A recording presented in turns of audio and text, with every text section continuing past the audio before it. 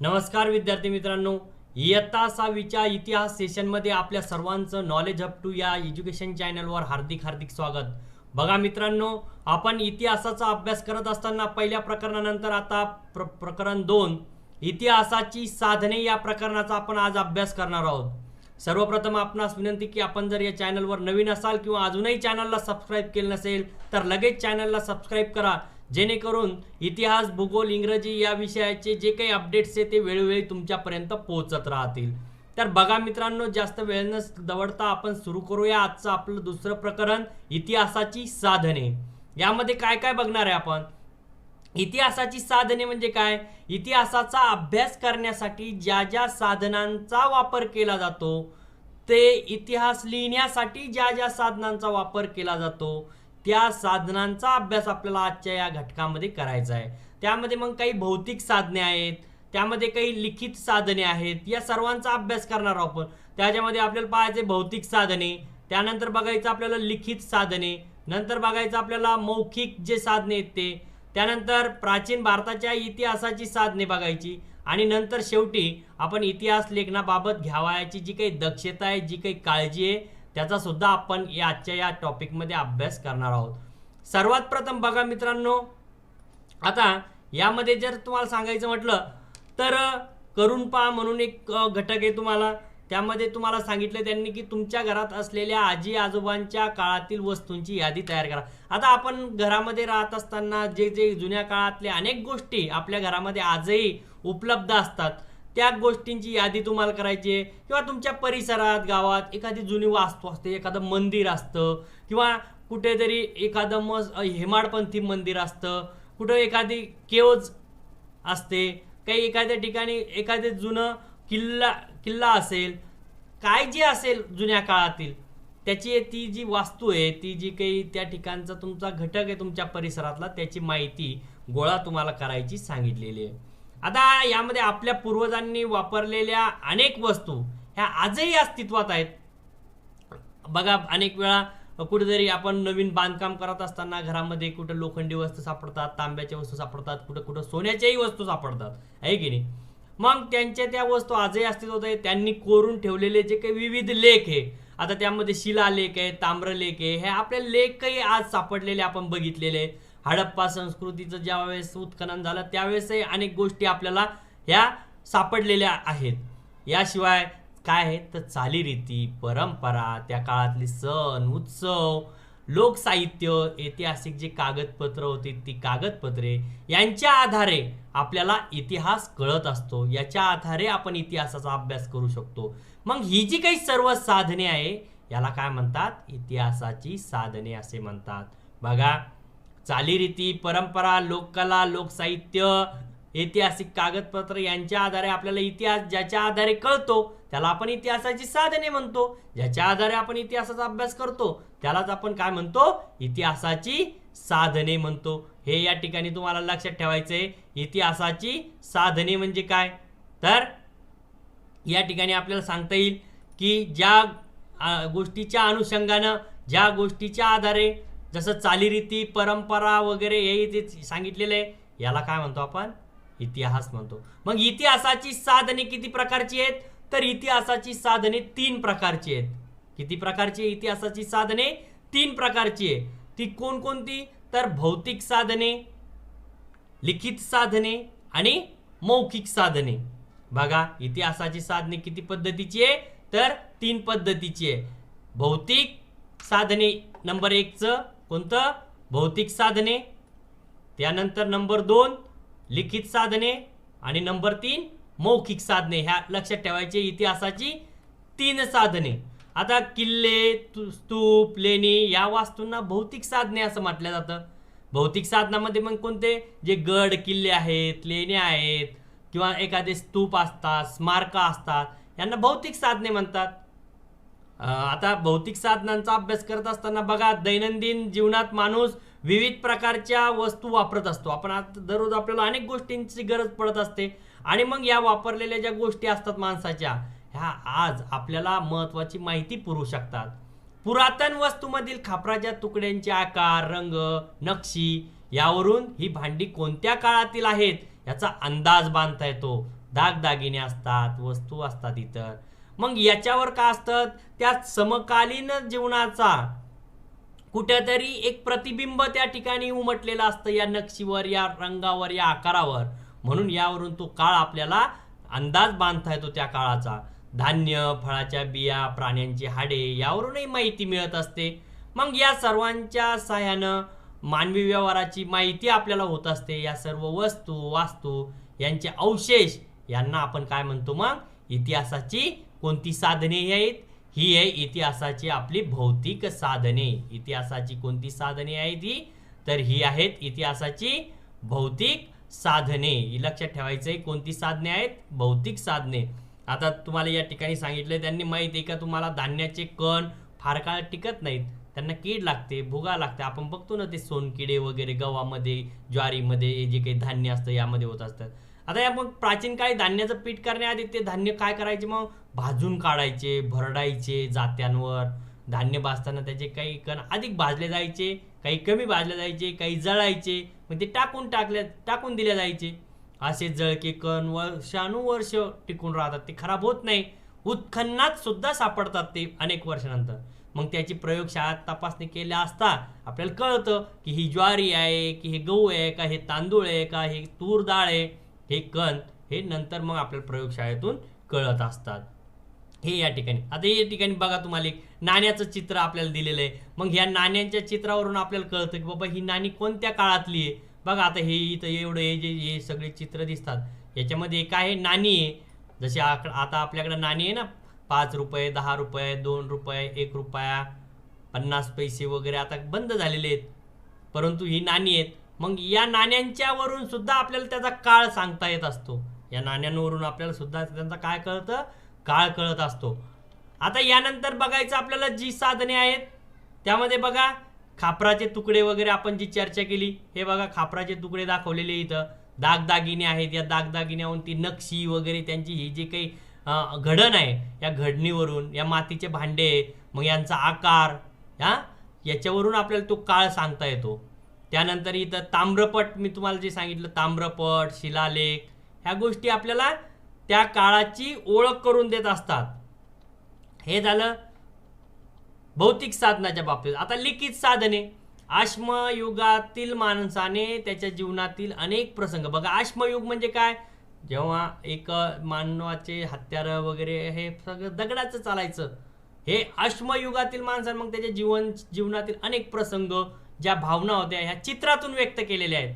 आता आपल्या जर मनात भावना असेल, प्रसंग असेल, आपण व्हॉट्सअप मोबाईल, याला बोल त्याला बोल, आपल्याकडं साधनं भरपूर आहे, चित्र काढू शकतो व्यवस्थित. आपल्याकडं पेंटिंगचे अगदी इलेक्ट्रिक मीडिया, फोटो काढून ठेवू शकतो. आपल्याकडं मोबाईल आहे प्रत्येकाकडं, आहे की नाही. तर त्या लोकांनी काय केलं, चित्रातून आपल्या भावना व्यक्त केल्या. हजारो वर्ष जेव्हा उलटले आता त्या गोष्टीला, तेव्हा माणसाला लिहिण्याची कला नंतर अवगत झाली होती.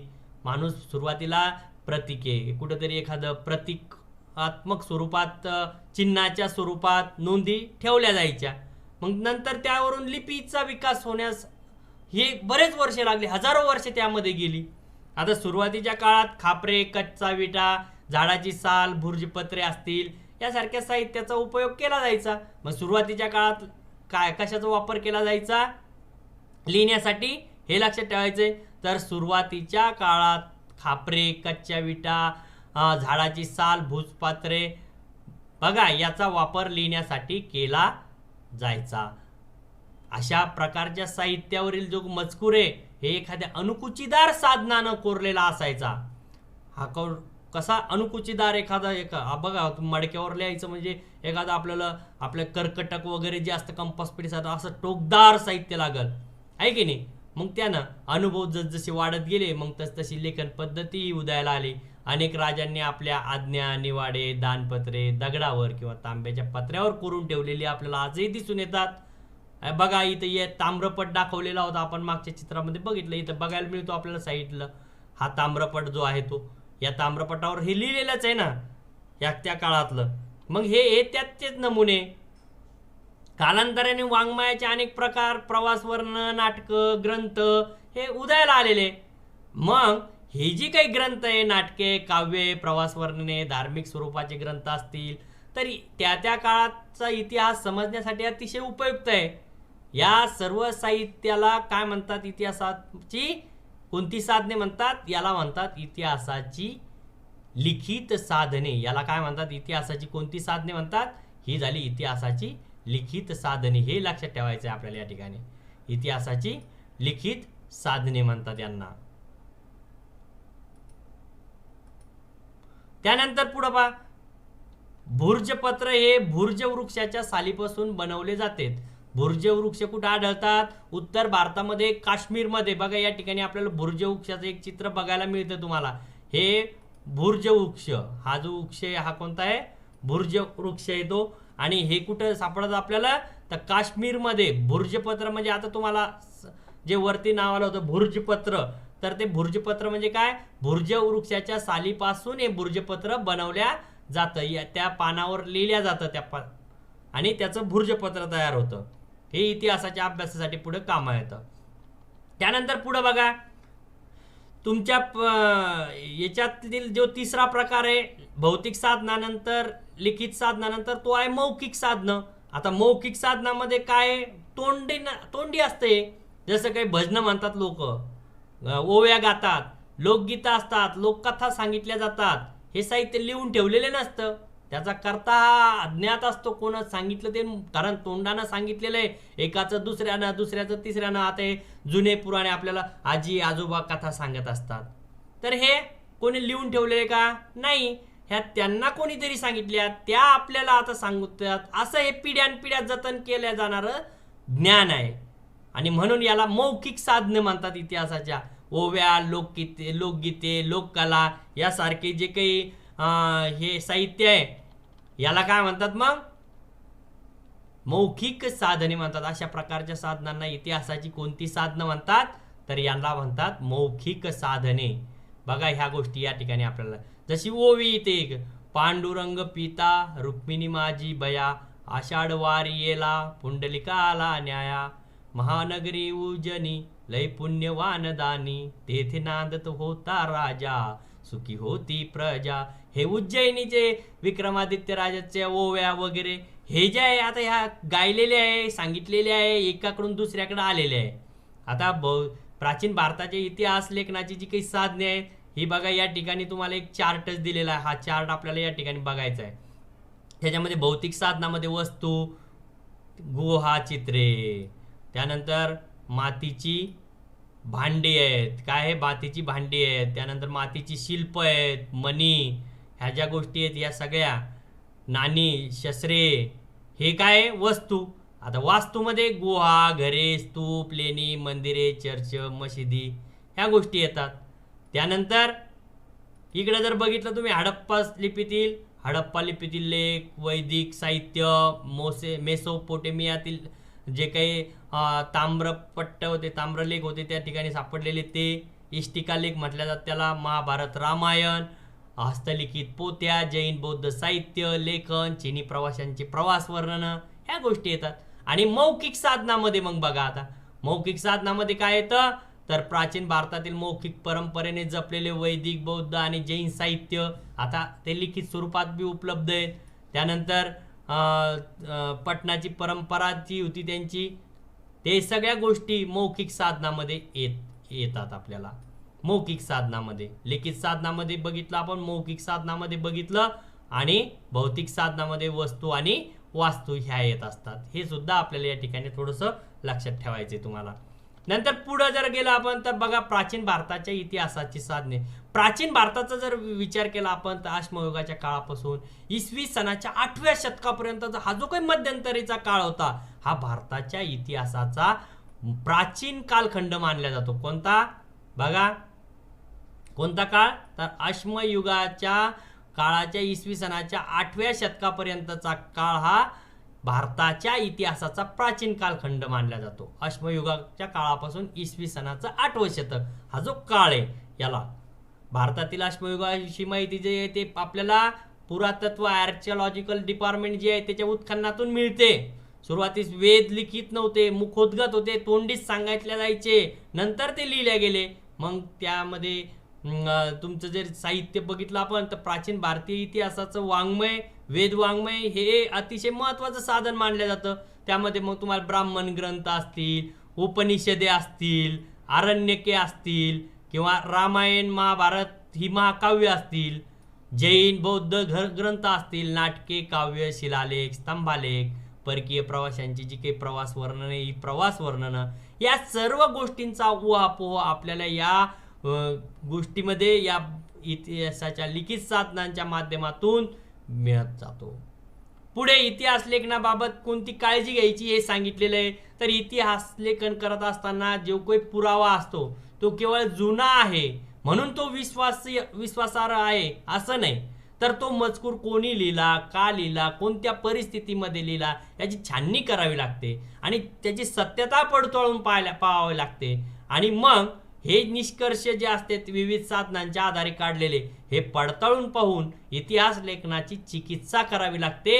आणि इतिहास लेखनाची ज्यावेळेस होत असतं इतिहासाचं लेखन त्यावेळेस त्याची विश्वासार्हता जपणे ही आपली काळजी घ्यावी लागते. अशा जे चिकित्सा होतात इतिहास लेखनात, अशा चिकित्सांना खूप इतिहासामध्ये महत्त्व असतं. कशाला?